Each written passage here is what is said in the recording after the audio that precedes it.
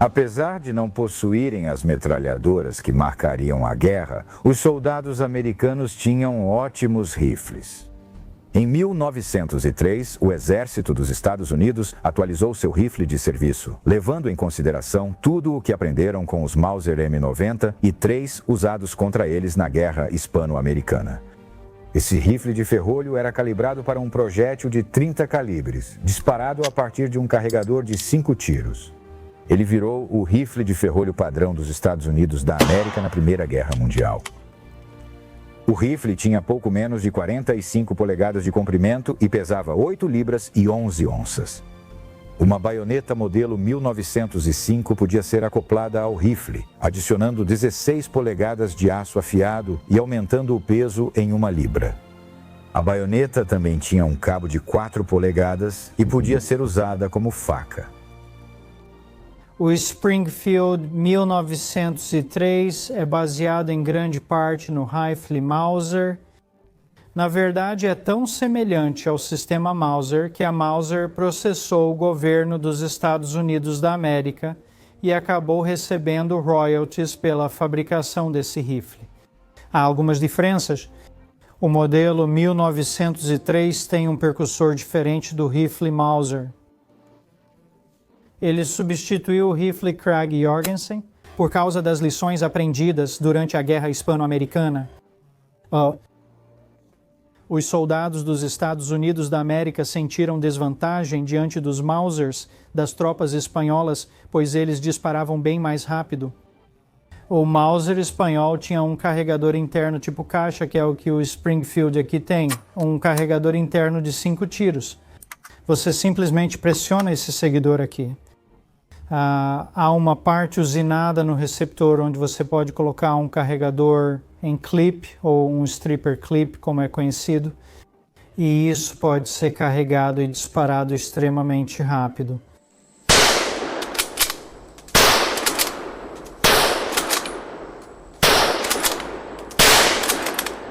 É uma arma linda, maravilhosamente feita, muito precisa, e foi produzida e usada até a Segunda Guerra Mundial.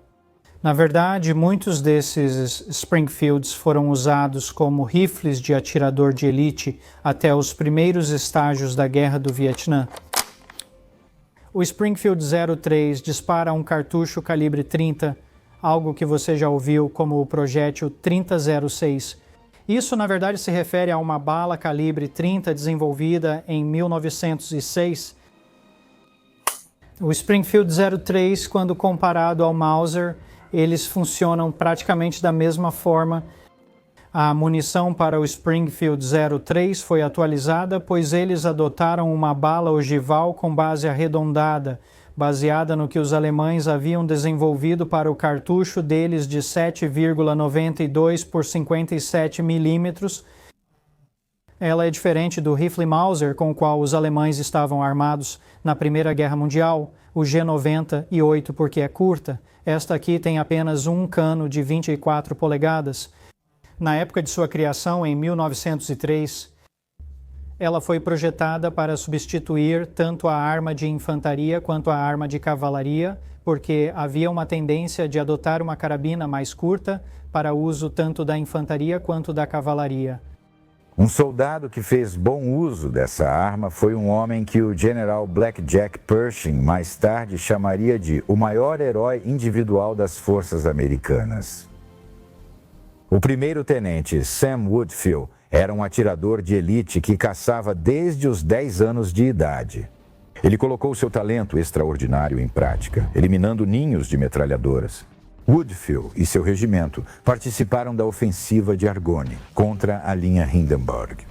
A linha Hindenburg incluía trincheiras, bunkers de concreto e pesadas faixas de arame farpado, túneis para movimentação de tropas e mortais posições de metralhadoras. O alto comando alemão achava que ela era intransponível.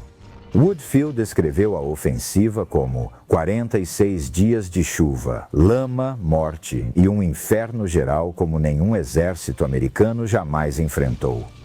Na neblina da manhã de 12 de outubro de 1918, Woodfield liderou sua companhia em uma longa fila em direção à vila de Cunel. Quando atravessavam um campo, a neblina se dissipou e 3 ninhos de metralhadora começaram a atirar. Enquanto seus homens procuravam abrigo, Woodfield pegou seu rifle e começou a caçar os metralhadores. Ele se concentrou primeiro na torre da igreja. Ele não conseguia ver o atirador, mas mirou atrás do clarão da metralhadora. Ele atirou e a metralhadora foi silenciada. Seu próximo alvo era o estábulo abandonado. Novamente, o atirador estava escondido, mas mais uma vez, Woodfield atirou onde o atirador deveria estar, e a metralhadora ficou em silêncio. Para alcançar o ninho na floresta, ele teve que se esgueirar pelo lado, se protegendo em buracos criados pelos bombardeios. Um desses buracos escondia uma bolsa de gás mostarda que ele inalou antes de perceber. Ele evitou uma dose fatal, mas agora seus olhos estavam ardendo e a visão estava embaçada. Mesmo assim, ele continuou, rastejando silenciosamente até ficar fora de vista, mas em um ponto onde podia espiar o rosto do artilheiro. No terceiro ninho, Woodfield atirou e o homem caiu. Outro tomou o lugar dele e ele atirou novamente. Mais 2 pegaram a metralhadora, cada um morto com um único tiro de Woodfield. Finalmente, os 2 alemães restantes fugiram. Seus homens observavam com admiração. Woodfield sinalizou para que avançassem e retornou à caçada. Cada ninho eliminado aumentava as chances de seus homens sobreviverem aquele dia. Ele achou mais 2 ninhos de metralhadora, além de Cunel, e eliminou as equipes de 5 homens de cada um com 5 tiros precisos. Ele foi obrigado a se jogar em uma trincheira quando outro ninho de metralhadora atirou contra ele e se deparou com 2 soldados alemães. Woodfield atirou no primeiro com sua pistola, mas quando se virou para atirar no segundo, sua arma travou. Woodfield havia eliminado 5 ninhos de metralhadora e os 2 alemães na trincheira sem sofrer nenhum ferimento. Mas a exposição ao gás mostarda o retirou da luta. Ele e seus homens se reuniram ao restante das forças americanas. Mas ele foi rapidamente levado para um hospital, e quando ele se recuperou, a guerra já havia acabado. Em fevereiro de 1919, o general Pershing, comandante das forças dos Estados Unidos da América na Europa, concedeu ao primeiro-tenente Woodfield a Medalha de Honra.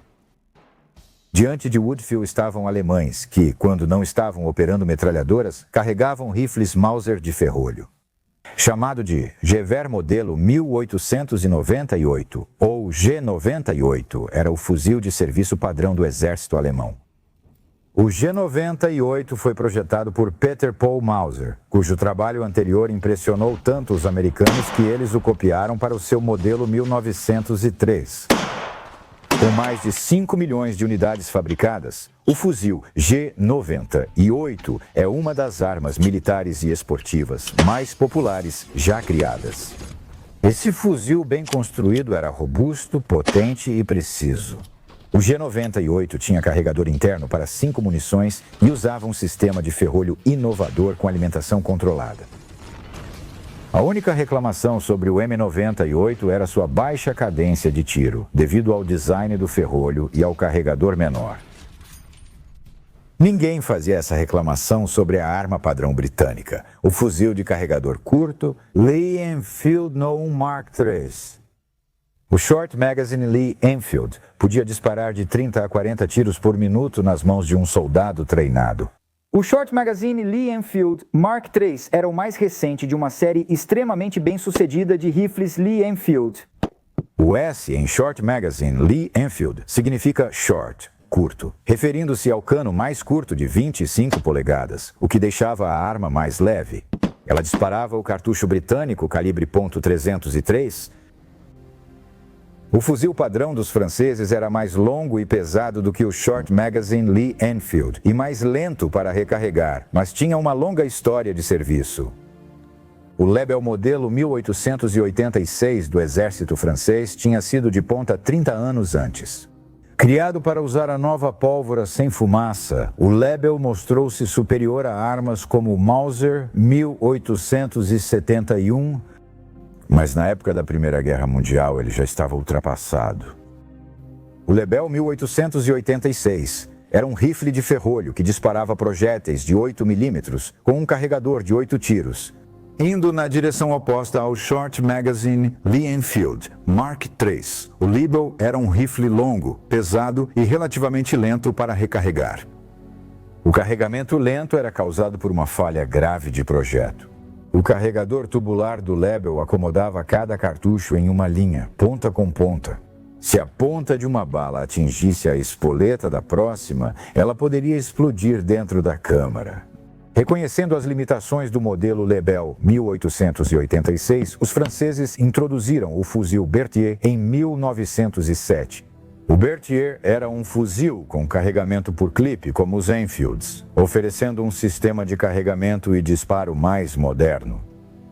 Mas o modelo de 1907 tinha apenas um clipe de 3 cartuchos, reduzindo consideravelmente a cadência de tiro. Em 1916, militares franceses lançaram um novo modelo com clipe de 5 cartuchos. Isso foi uma melhoria óbvia, embora alguns comandantes preferissem o Lebel 1886 de 8 cartuchos, que continuou sendo o fuzil padrão dos militares franceses durante a guerra. Enquanto isso, os Estados Unidos precisavam de mais fuzis próprios. Os fuzis Springfield 1903 eram excelentes, mas não havia o suficiente para armar um exército, que explodiu após a Lei do Serviço Militar Obrigatório de 1917. Antes da entrada dos Estados Unidos da América na Grande Guerra, as companhias Winchester Repeating Arms e Remington Arms fecharam contratos com a Grã-Bretanha para fabricar os fuzis P-14, calibre .303. Com a entrada dos Estados Unidos da América na guerra, os militares precisavam de fuzis para seus soldados. Mas, em vez de converter as fábricas da Remington e da Winchester para produzir os fuzis Springfield M1000 903, o que levaria mais tempo, decidiram modificar o projeto do fuzil britânico. O resultado foi o Enfield M1000 917, uma arma baseada no fuzil britânico, mas que disparava os cartuchos padrão americanos 30-06. Também chamado de Enfield americano, esse fuzil era alguns centímetros mais longo e cerca de meio quilo mais pesado que o Springfield M1000 903. Uma baioneta modelo 1917 acrescentava cerca de 40 centímetros e pouco mais de meio quilo.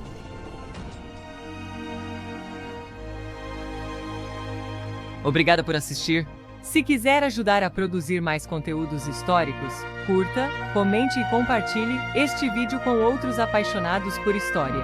E claro, não se esqueça de se inscrever para ajudar a manter a história acontecendo.